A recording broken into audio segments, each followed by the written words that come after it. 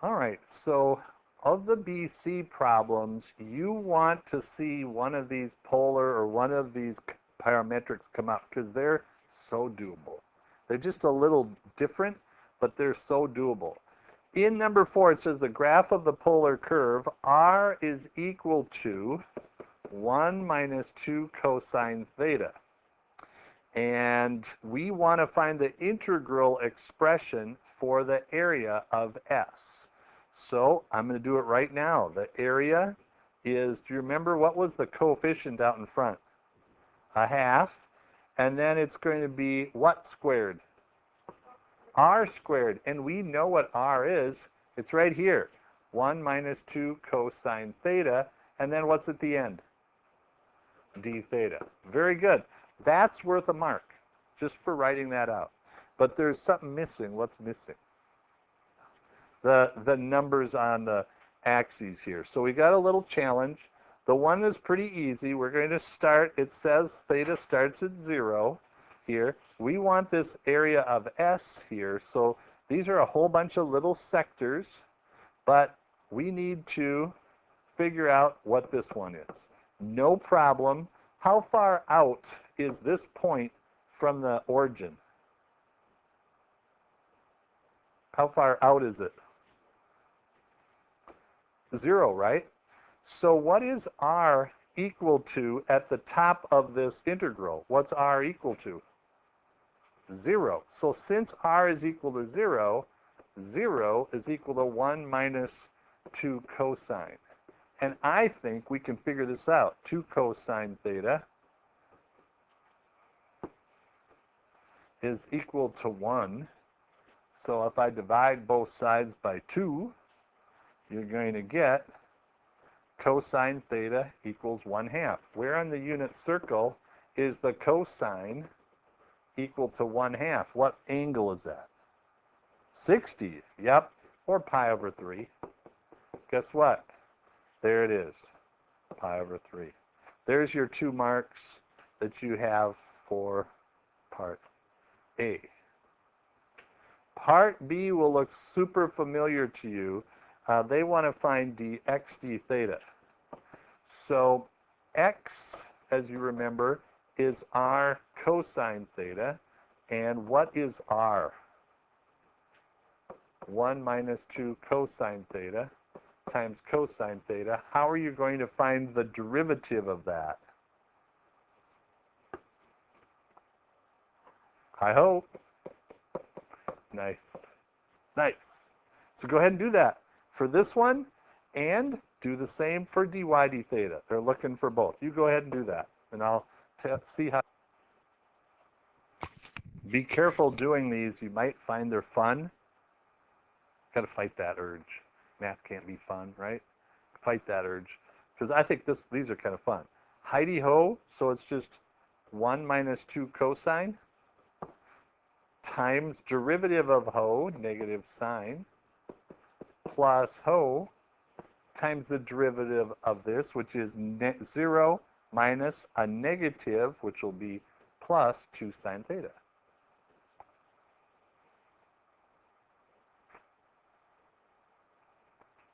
And I think this is times here. I think that's times. Hi d ho plus ho d hi. Yep. And then likewise, we do the same with y equal to r sine theta.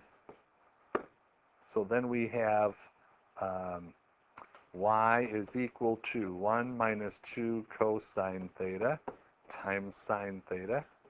We do the whole Heidi-ho thing again. Hi, ho. So we go hi, which again is 1 minus 2 cosine theta. That's r.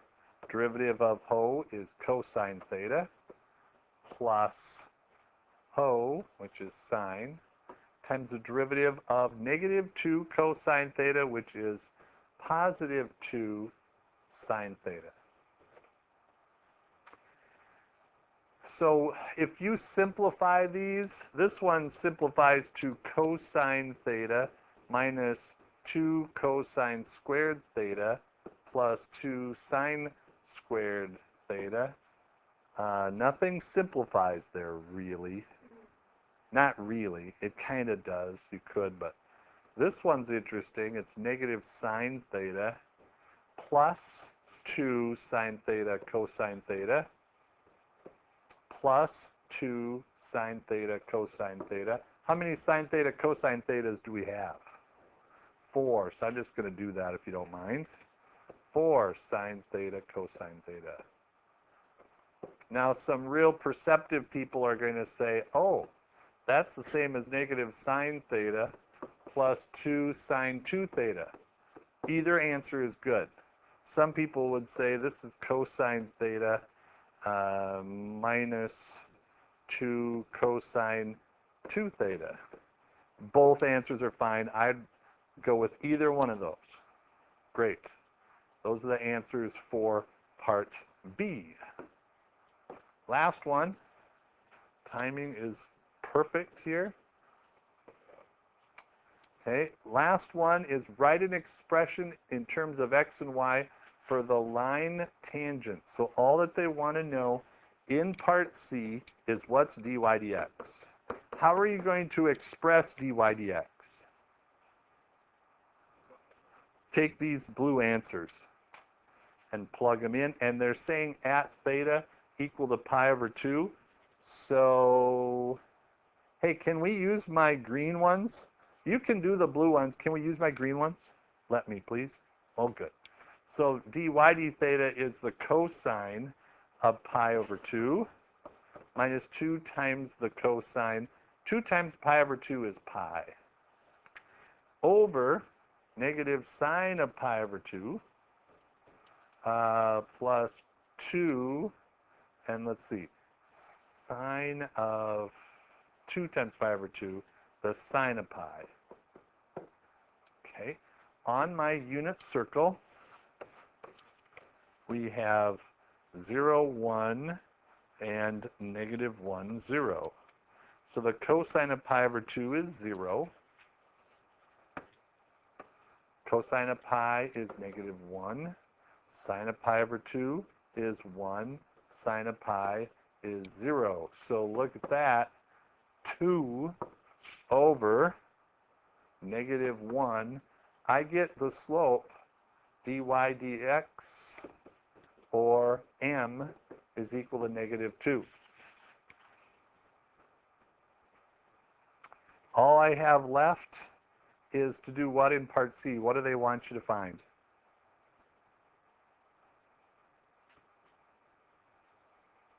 The line tangent.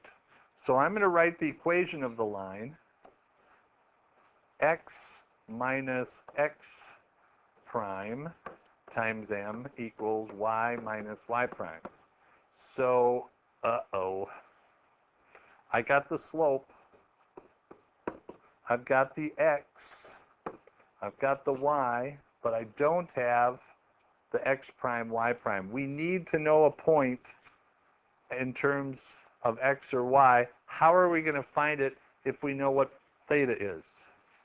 Graham, what do you think? Perfect. Plug it in to this formula here. Actually, I'd plug it in here to find the y and plug it here to find the x. Let's do it. So putting in a pi over 2 for theta. This one's just going to be 1 minus cosine of pi over 2 is 0. So it'll be 1 minus 0. Sine of pi over 2 is 1. X is going to be 1 minus 0. And the cosine of pi over 2 is 0. So x is going to be 0 and y is going to be 1. So x is going to be 0 and y is going to be 1. And I get negative 2x equal to y minus 1. Wow. Would that ever be amazing if I got that right? Does that look like the right answer? Does it look good? Let's see if it's right. Somewhere I have the answer here. Might be hard to see. Can you see that right there? 1 minus 2x.